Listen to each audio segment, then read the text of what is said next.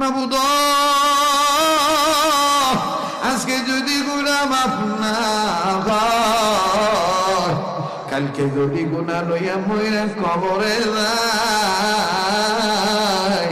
বলো বলো আমরার কবরে কি হবে ভাই? যত গুনাহ করছি মাওলা মোরা জীবনে।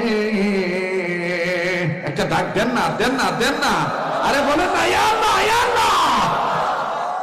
যত গুনাহ করছি মাওলা মোরা জীবনে, মোদের গুনাহ মাফ কইরা দাও নিজ গুণে।